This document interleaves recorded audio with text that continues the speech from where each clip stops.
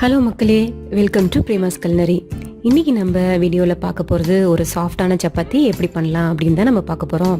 சப்பாத்தி பண்ணுறது ஒரு பெரிய ராக்கெட் சயின்ஸ்லாம் இல்லைங்க, ரொம்ப சிம்பிள் தான். கரெக்டாக நம்ம மெத்தடை ஃபாலோ பண்ணோம்னா நல்ல சாஃப்டாக சப்பாத்தி வீட்டில் நம்ம பண்ணலாம். பாருங்கள், சப்பாத்தி எவ்வளோ ஒரு சாஃப்டாக இருக்குது, ஒரு துணி மாதிரி நம்ம அப்படியே கைக்குள்ளே அடங்கிடுது. ஸோ இந்த மாதிரி சப்பாத்தி எப்படி பண்ணுறதுன்னு நம்ம வீடியோவில் பார்த்துடலாம். ஸோ சப்பாத்தி பண்ணுறதுக்காக நான் ஒரு வைடான ஒரு பவுல் எடுத்திருக்கேன். அதில் 2 கப்பு கோதுமை மாவு, அதாவது ஆசீர்வாத ஆட்டா எடுத்திருக்கேன். 2 கப்பு கோதுமை மாவுக்கு நான் 1 கப்பு தண்ணி எடுத்து வச்சுருக்கேன். அகெயின் தண்ணி டிபெண்ட்ஸுங்க, நம்மளோட மாவு எப்படி இருக்கோ, மாவோட டெக்ஸ்சர் எப்படி இருக்கோ அதுக்கு தகுந்த மாதிரி தான் தண்ணி தேவைப்படும். இந்த 1 கப்பு தண்ணியில் நம்ம மாவு பிசையும் போது தான் தெரியும் நமக்கு எவ்வளோ தண்ணி அது தேவைப்படுதுன்னு. 1 கப்புலேருந்து 3/4 கப்பு வரைக்கும் தண்ணி கண்டிப்பாக தேவைப்படும்.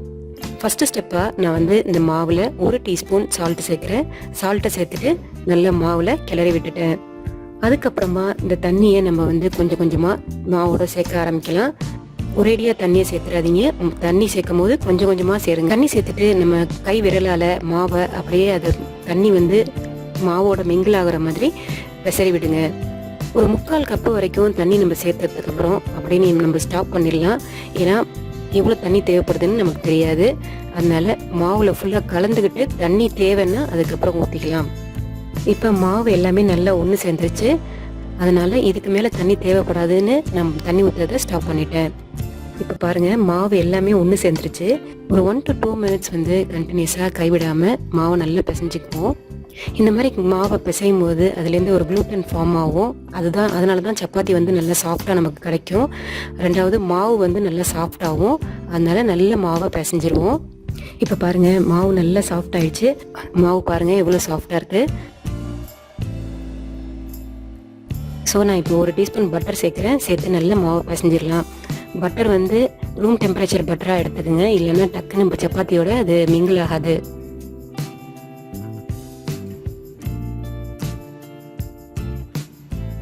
நான் இப்போ பட்டர் சேர்த்துட்டேன், நல்ல மாவு பிசைஞ்சிட்டேன். மாவு பாருங்கள் எவ்வளோ சாஃப்டாக இருக்குன்னு. ஸோ இந்த மாவை நம்ம ஒரு துணி போட்டு மூடி ஒரு 20 to 30 minutes டிஸ்டர்ப் பண்ணாமல் அதை ரெஸ்ட் பண்ண விட்டுருவோம். 30 minutesக்கு அப்புறம் நான் இப்போ ஓப்பன் பண்ணி பார்க்குறேன். மாவு பாருங்கள் எவ்வளோ ஒரு சாஃப்டாக இருக்குது. ஸோ இந்த மாவை நம்ம டிவைட் பண்ணிக்கலாம். நான் ஒரு குட்டி குட்டி சப்பாத்தி தான் பண்ண போகிறேன். அதனால் நான் இதை 10 உருண்டைகளாக நான் அதை டிவைட் பண்ணிக்கிறேன். ஸோ உங்களுக்கு ஒரு அப்ராக்சிமேட்டாக ஒரு கணக்குக்காக நான் சொல்கிறேன். 2 கப்பு மாவுக்கு ஒரு 10 சப்பாத்தி போல் நமக்கு கிடைக்கும்.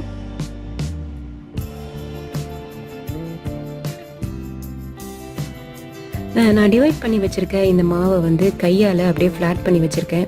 ரவுண்ட் பால்ஸாக கூட நீங்கள் பண்ணிக்கலாம். எனக்கு இந்த ஃப்ளாட் பண்ணி வச்சுட்டேன்னா தேய்க்கும் போது ரொம்ப ஈஸியாக இருக்கும். அதனால் நான் இப்படி ஃப்ளாட் பண்ணி வச்சுக்கிறேன்.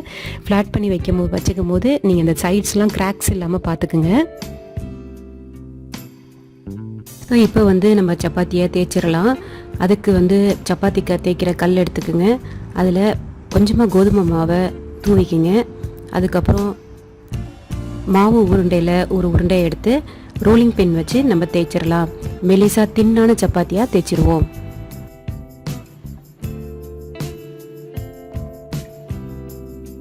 ஃபஸ்ட் டைம் செய்யும்போது சப்பாத்தி ஷேப்பு கிரவுண்டாக வரலன்னு கவலைப்படாதீங்க.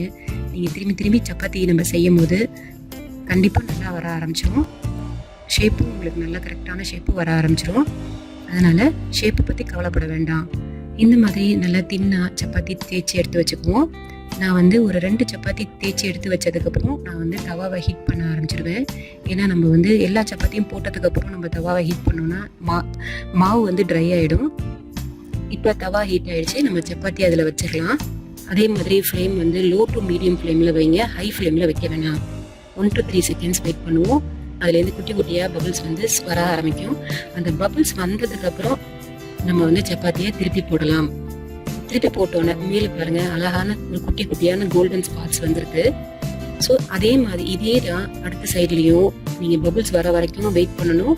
பபிள்ஸ் வந்ததுக்கப்புறம் இந்த சப்பாத்தியை எடுத்து பர்னரில் டைரெக்டாக வச்சிடலாம். பர்னரில் டைரெக்டாக வச்சதுக்கப்புறம் பார்த்தீங்கன்னா இது அழகாக புஷ்னு உப்ப ஆரம்பிக்கும்.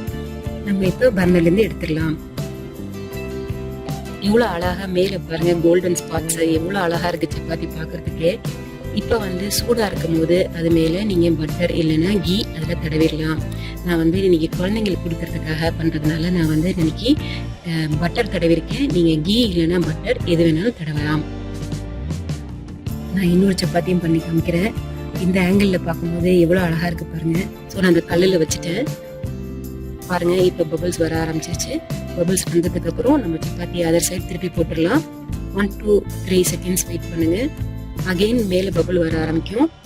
பபுள் வந்ததுக்கப்புறம் தோசை தவாவை எடுத்துட்டு நம்ம டைரெக்டாக அந்த பர்னரில் அந்த சப்பாத்தியை வச்சிடலாம். பாருங்கள் எவ்வளோ அழகாக புசு புசுன்னு வருது சப்பாத்தி. ஓகே, சப்பாத்தி ரெடி ஆயிடுச்சு. நீங்கள் மேலே பட்டர் தடவி சர்வ் பண்ணலாம்.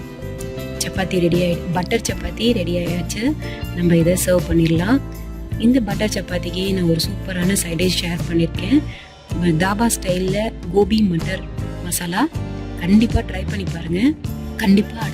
கண்டிப்பாக அந்த வீடியோவை செக் பண்ணி பாருங்கள்.